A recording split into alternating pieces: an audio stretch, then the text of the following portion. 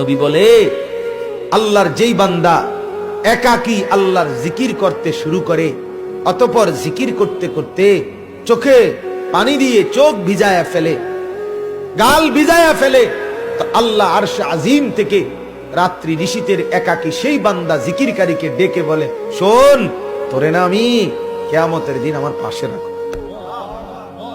তুই আমার আরশে আমার লগে বইবি, মাতিস না, তুই কাঁদ, তোর চোখের পানি আমি কদর করলাম, যা।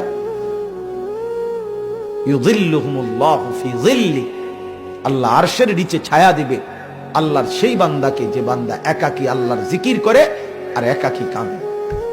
ফাফাদাত আইনা, চোখ ভাষায় কেঁদে কেঁদে। আল্লাহ আমাকেই তৌফিক দান, আমাকেই তৌফিক দান। কানু কলিলাম মিনাল লাইলি মা ইয়াহজাউন, রাত্রি যারা কম ঘুমাতো আমার বন্দিগিতে রাত কাটিয়ে দিত। আল্লাহর নবী সাল্লাল্লাহু আলাইহি ওয়াসাল্লামের স্ত্রী আম্মা জান আয়েশা রাদিয়াল্লাহু তাআলা আনহা, এশার নামাজের কিছুক্ষণ পরে নবী আসছে ঘরে। আল্লাহর নবী সাল্লাল্লাহু আলাইহি সাল্লাম কথাবার্তা সেরে বিশ্রাম করতে শুইছে, হযরত আয়েশা পাশে শুইছে স্ত্রী।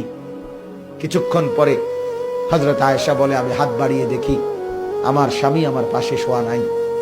চোখ খুলে দেখি তিনি আমার হুজরাতেই আমার পাশে নামাজের জন্য দাঁড়িয়ে গেছে। হযরত আয়েশা বলেন, আমি ভাবলাম দেখি কতক্ষণ দাঁড়ায়, কতক্ষণ নামাজ পড়ে, ক্লান্ত মানুষ, সারাদিন দাওয়াত দিয়েছে মানুষকে, আর কতক্ষণই পড়বে। আমি চোখ খুললাম, দেখি রাসূল আমার, নবী আমার কতক্ষণ তাহাজ্জুদ পড়ে, রাত্রি নামাজ।